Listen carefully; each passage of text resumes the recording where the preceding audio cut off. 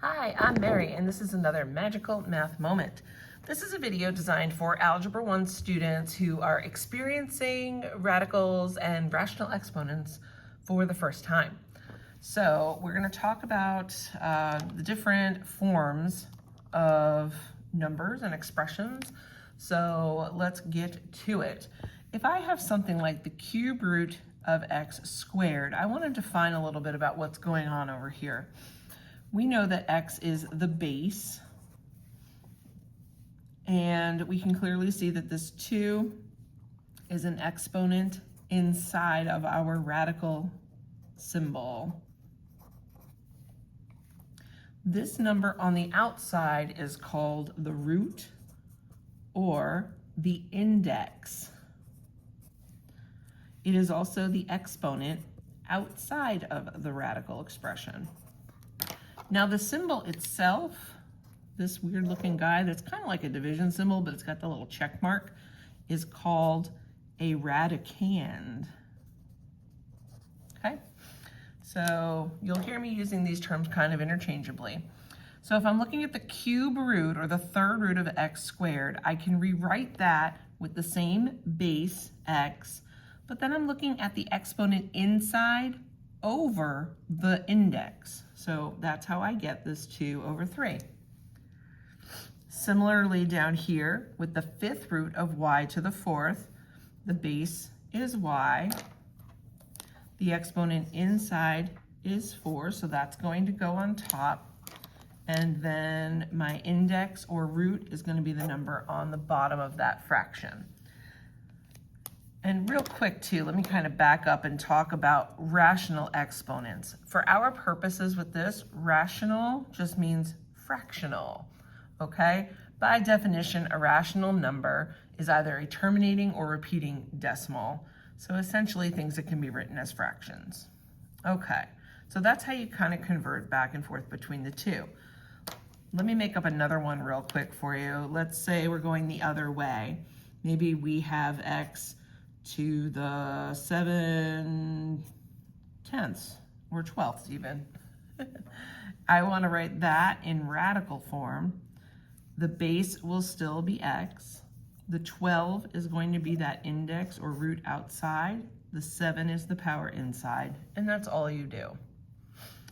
Another skill in this area is going to be in regard to evaluating expressions. So you might have something like the square root of 25, which I would really hope everybody knows is 5, right? Because 5 times 5 gives you 25. 25 itself is what's called a perfect square. Its square root is 5. And usually when you're learning about square roots, you might learn to kind of make a little factor tree. And something that they don't really tell you with square roots is this is technically the second root. Now, we don't normally write that. It's just kind of assumed, right? So if I'm looking at the second root, I'm looking for 2 factors that are in common. So I have a pair or 2 5s, one comes out from the pair. I'm going to also use this approach when the index changes. So if I have 8 to the third, I can make my little factor tree. I'm going to show you a couple of methods with this one. Now, 8 is a perfect cube. Its cube root is 2. But if you weren't sure, you could break this into 4 times 2. 4 is also 2 times 2. And then I like to just kind of bring this down so it's all on the same line. Since I'm looking at cube root, I'm looking for 3 things that are the same. So I have 3 2s, 1 comes out. Another method is called the ladder method, and it's kind of like upside down division. So, or you could actually do it as division. Yeah, let's do it as division. Why not? Normally I gotta go down, but we can go up on this one. So we're gonna divide 8 by a small prime number. So how about 2? 2 goes into 8 4 times, and then we repeat the process. 2 also goes into 4 twice. 2 is prime. That means it's only divisible by itself and 1. That's where we stop. Again, cube root, I'm looking for 3 things that are the same. 1 comes out. Okay, let's see if we can deal with the rational exponents. So if I have 16 to the 1/2, that's the same thing as the second root of 16 to the first, or just simply put the square root of 16. Hopefully we know that that is a pair of 4s. The square root of 16 is 4, or 16 to the 1/2 is also 4. Here I have 343 to the 1/3. 3 is the root or the index, that's on the outside. 343 to the first is inside, which is essentially the cube root of 343. Now you're probably thinking, ooh, that's a crazy one. It's helpful, I think, to know your perfect cubes. That'll save you some time with this. So if we're looking at 343 and we're trying to find a number that divides into it evenly, we're going to come up with 7 times 49. 49 is the same as 7 times 7. I can bring the 7 down, and there we go. I have 3 7s. The cube root of 343 is 7. So in Algebra 1, a lot of the time, we're going to be dealing with perfect cubes, perfect fourths, things like that, okay? Where it gets sneaky is when you have something where the power on top is larger than that on the bottom. And this isn't difficult, but a lot of times students see this and they freak out. So you don't need to freak out. I don't really have a lot of space, so I'm going to start with 64 to the 3/2.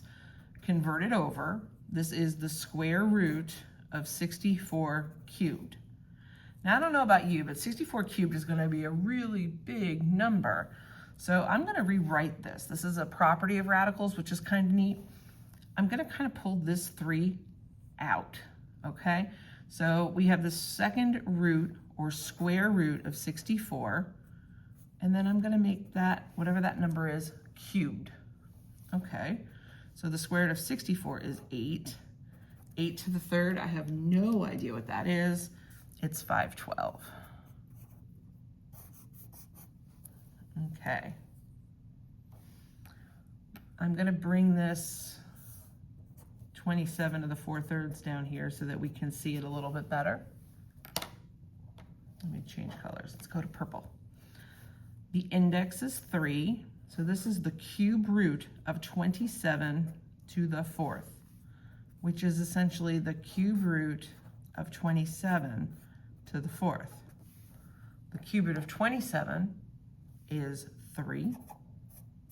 3 to the 4th is 81. Hopefully, after you do a few of these, you can kind of do this piece in your head, right? So if you're looking at this, you can say, the cube root of 27 is 3. 3 to the 4th is 81. If you're still really struggling with this, or maybe you've got a learning disability, which kind of jumbles these numbers together for you, you can always do these on the calculator. If you have access to that in your course, you can always check on the calculator. So let me just show you how to do that real quick. If you're doing 16 to the 1/2, you just type it the way you see it. 16 to the 1/2 is 4. If we are, it's over so there's less glare. If we're looking at 343 to the 1/3, it's 7. 27 to the 4/3 is 81, and 64 to the 3/2. Ooh, I didn't put my division. 64 to the 3/2 is 512. There you go. Now, let's say you wanted to play around with this and find like cube roots on the calculator. One nice way that you can do that is if you hit the math button, you can go down to option 4. See how it says the cube root there on the outside? So you can type that in. The cube root of 27 is 3. Let's say you have a 4th root or a 5th root. If you look at math, you see that option number 5. So what you have to do is type the root first. So maybe let's do the 4th root of 81. So we have the 4. We're going to go to math and choose option 5. And we'll put our 81. And we get our 3. So that's pretty much everything you need to know for Algebra 1 with rational exponents and radicals. I hope this has been helpful for you. Thanks for watching. I'll see you again. Bye.